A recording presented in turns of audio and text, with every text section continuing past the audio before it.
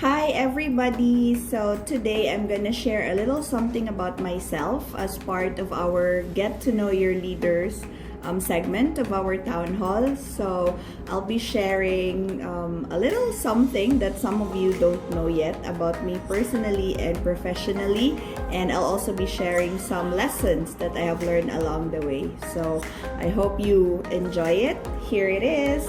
Here's the ABC about me. A is an only child. So I'm an only child for those of you who don't know. I was born in March, so I'm a Pisces, and I was born in Surigao City, which is beside the famous surfing capital of the Philippines. My mom and dad met there, and I grew up in Davao City.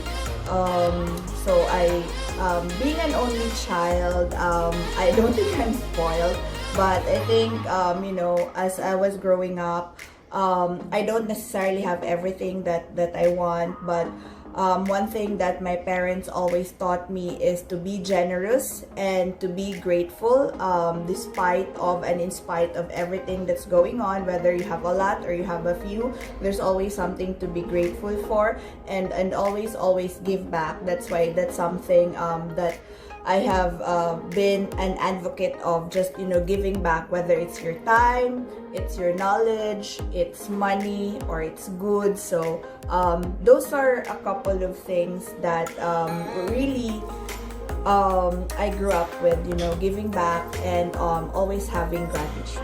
So B is BS Psychology. So I graduated psychology from the University of San Carlos. I learned a lot when I was still in school. I belonged to a group called Facilitator Circle. So early on, I really had exposure already in training and development, facilitating, corporate seminars, adventure-based team buildings, even cooperative seminars. So I really learned a lot from that group, and even up until now, I made really good friends coming out of the circle, and the things that I've learned early on has really helped me in my career, even up until now, especially from a facilitating standpoint, from people development, behavioral psychology, and even counseling. So, but when I was in college, I actually took up nursing first. I think it's quite common here in the Philippines that someone in the family would always encourage you to take up nursing, and I did well when I was in nursing. Actually, I had a lot of academic accolades, became the Carolinian Freshman of the Year awardee, but somehow I just really felt that it wasn't for me. And during that time, my mom was still around, and her last advice to me was really, to follow your heart, do what is it that you really want.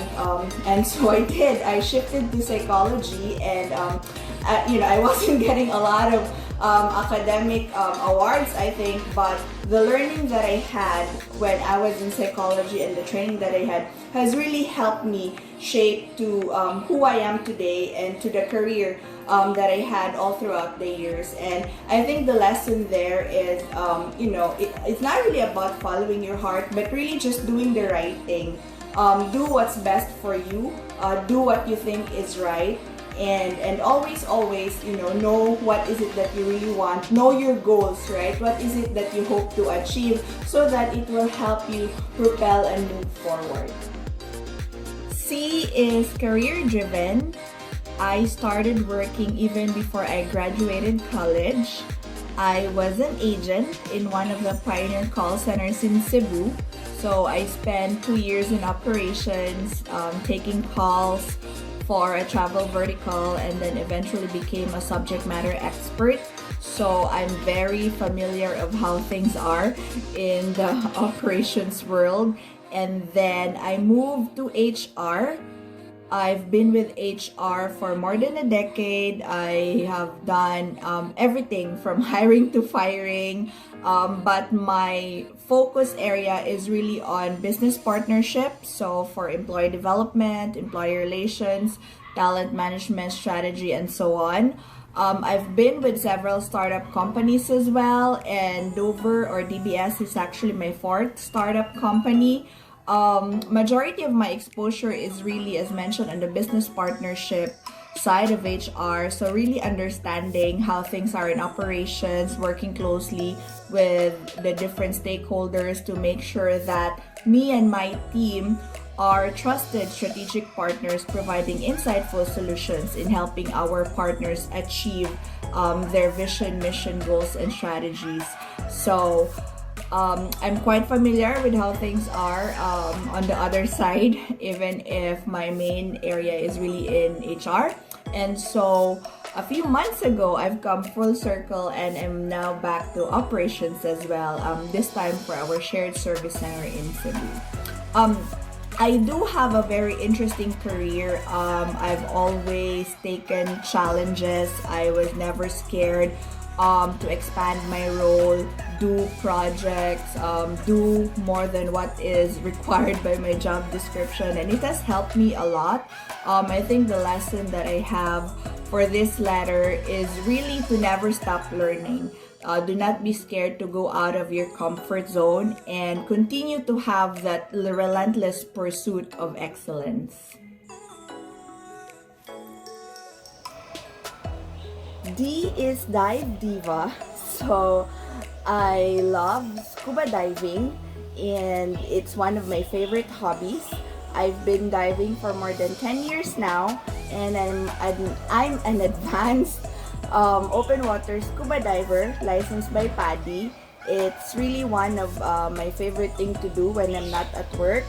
Before the pandemic, and even if we're not traveling, we're actually at the beach underwater, and it's just a totally different world down there. Every dive experience is different. You don't know what you see, what creatures you get to play with, and it's just very relaxing. So one of the lessons I think that I've learned from diving, which is very significant to life or to work, is that pressure will always be there, right? Regardless of the depth.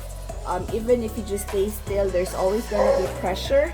So the best thing that you do is just to equalize. So whether it's at work or in your personal life, don't let it get to you. Just make sure you equalize, you find balance, you just prioritize, manage your time accordingly. So that's really the best thing to deal with pressure. It's just to equalize.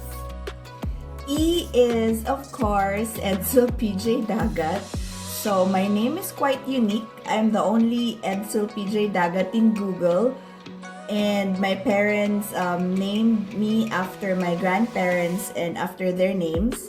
However, as I was growing up, I actually really hated my name. I felt like it's different. It's the name of a guy. So I grew up hating it. And then I realized it's actually one of my best assets. It's very distinct. It's unique to me. And so over the years, I have learned that it's actually okay to be different. Do not be scared to stand out.